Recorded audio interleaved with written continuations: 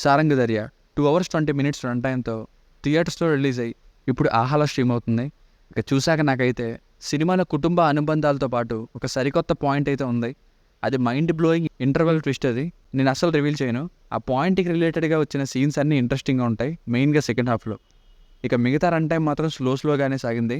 కొంచెం చెప్పేసిన విషయాల్ని మళ్ళీ వేరే సీన్స్తో చెప్పేలా కాకుండా ఇంకా కొన్ని అన్నెసెసరీ సీన్స్ని తీసేసి అవేంటో కూడా ముందు ప్లస్ అండ్ మైనస్ పాయింట్స్లో క్లియర్గా చెప్తా, ఎక్కడిలాగైంది ఎందుకని.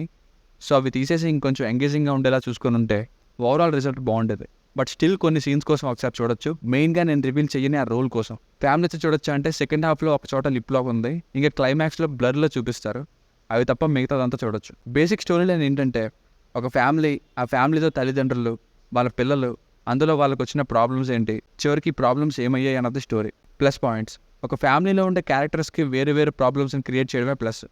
మెయిన్గా తండ్రి రోల్లో రాజా రవీంద్ర గారి యాక్టింగ్ బాగుంది. మిగతా యాక్టర్స్ పర్ఫార్మెన్సెస్ కూడా. ఒక మిడిల్ క్లాస్ సెటప్, ఇంకా చాలా అన్ని మీనింగ్ఫుల్ డైలాగ్స్ బాగున్నాయి. ఇక సినిమాకి మెయిన్ పాయింట్ అయిన ఒక విషయాన్ని అందరూ కూడా దాన్ని సాధారణంగానే ట్రీట్ చేయాలంటూ ఒక ఫ్యామిలీ ఎమోషన్తో దాన్ని చూపించడమే ఈ సినిమాకు major highlight and unique point అని చెప్పాలి. ఆ రోల్కి చెప్పిన డబ్బింగ్ కూడా బాగుంది. ఇక ఇంటర్వల్ ట్విస్ట్, ఒక తండ్రి పిల్లలకి సపోర్ట్ ఇస్తే ఎంత ధైర్యంగా ఉంటుంది అని చెప్పిన తీరు, సర్క్యూమ్సెషన్తో ఒక స్టోరీని హ్యాపీ ఎండింగ్ ఇచ్చిన విధానం, ఇంటర్వల్ తర్వాత 4 years 11 years 13 yearsకి అంటూ చూపించిన ఫ్లాష్ బ్యాక్, క్లైమాక్స్ ఇవి బాగున్నాయి.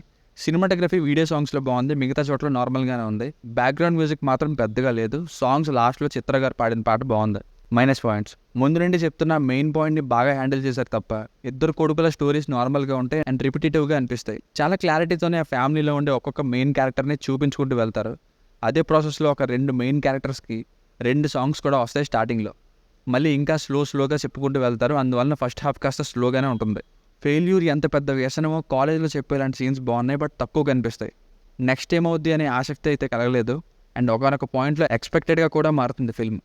ఇందాక కట్ చేస్తే బాగుందని చెప్పాను కదా, చిన్న కొడుకు ఇంకో అమ్మాయితో సెల్ఫీ తీసుకునే సీన్ని డైరెక్ట్గా ఆ సీన్తో చెప్దాం అనుకున్న దుబాయ్ మ్యాటర్తోనే స్టార్ట్ చేస్తే బాగున్నాను. సెకండ్ హాఫ్లో బార్కి వెళ్ళి అన్నయ్యతో గొడవ పడడం, ఇంకా లవ్ ఫెయిల్యూర్తో బాధపడుతున్నాడని తెలుసు, కానీ సెకండ్ హాఫ్లో కూడా మళ్ళీ చిన్న ఫ్లాష్ బ్యాక్, అందులో లిప్ లాక్, మళ్ళీ హీరో బాధపడుతున్నప్పుడు చూపించడం. ఈ సీన్ని కట్ చేసినా పెద్ద నష్టమేం లేదనిపించింది. కొన్ని మిస్టేక్స్ ఉన్నాయి. క్యాస్ట్ కోసం మొత్తం అంతా మాట్లాడాక అడుగుతారు, బట్ అది ముందే కూతుర్ని అడిగే బేసిక్ క్వశ్చన్ కదా. అండ్ ఆ టైంలో పెళ్లికి ఒప్పుకోమని రిక్వెస్ట్ చేయొచ్చు కదా హీరో, ఎందుకని అంత హైగా మాట్లాడడం అనే ఫీల్ వచ్చింది. సో ఫైనల్గా మూవీకి వర్డిక్ట్ ఏంటంటే, సినిమాలోని ఇద్దరు కొడుకుల స్టోరీస్ నార్మల్ అండ్ రిపీటెడ్గా ఉన్నప్పటికీ ఇందులో మరొక స్టోరీ అయిన ఆ మెయిన్ అండ్ యూనిక్ పాయింట్ ఏదైతే ఉందో దాని చుట్టూ వచ్చే సీన్స్, ఇంకా మోటివేషనల్ డైలాగ్స్ ఉండే సీన్స్ కోసం ఒకసారి చూడొచ్చు. Only for few scenes. దీనికి రేటింగ్ వచ్చేసి ఇది నా ఒపీనియన్ 2.5/5. మీకు కనుక రివ్యూ నచ్చినట్లయితే మరిన్ని రివ్యూస్ కోసం మన ఛానల్ని సబ్స్క్రైబ్ చేసుకోండి. Thank you.